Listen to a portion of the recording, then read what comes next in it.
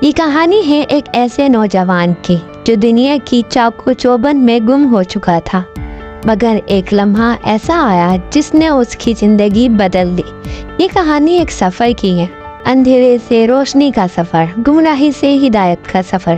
زندگی کا مقصد کیا ہے؟ احمد نے کبھی اس سوال پر غور نہیں کیا تھا۔ وہ ایک کامیاب تاجر تھا، شہر کے بہترین علاقے میں اس کا گھر تھا، لگژری گاڑیاں، مہنگے لباس، ہر چیز جو ایک انسان چاہے وہ اس کے پاس تھی۔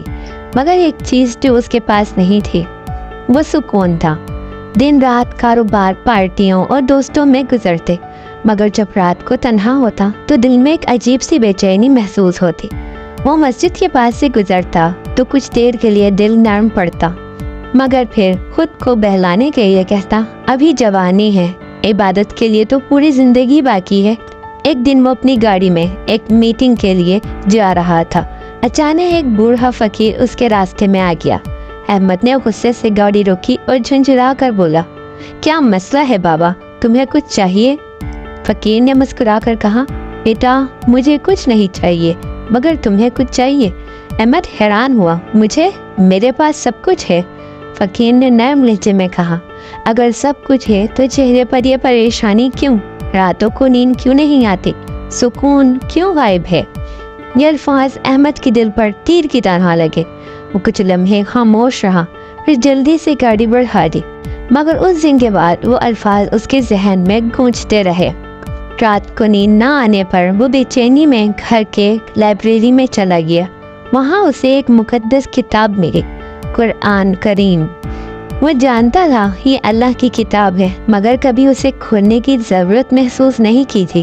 آج نہ جانے کیوں اس نے بے خیالی میں اسے کھولا۔ وہ پہلی آیت جس پر اس کی نظر پڑی وہ تھی، بے شک دلوں کا اطمینان اللہ کی یاد میں ہے۔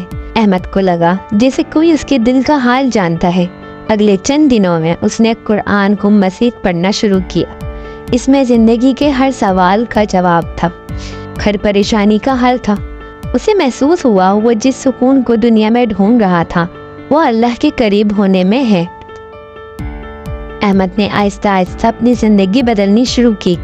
وہ جو کبھی فجر کی نماز بھی نہیں سنتا تھا، اب مسجد میں نماز پڑھنے لگا، قرآن کو سمجھ کر پڑھنے لگا، اور اس کے الفاظ نے اس کے دل پر جادو کر دیا تھا۔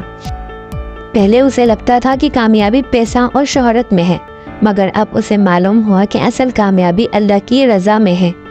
کچھ مہینوں بعد اس کا ایک دوست اسے دیکھ کر حیران ہوا، تم بہت بدل گئے ہو، پہلے جیسے نہیں رہے۔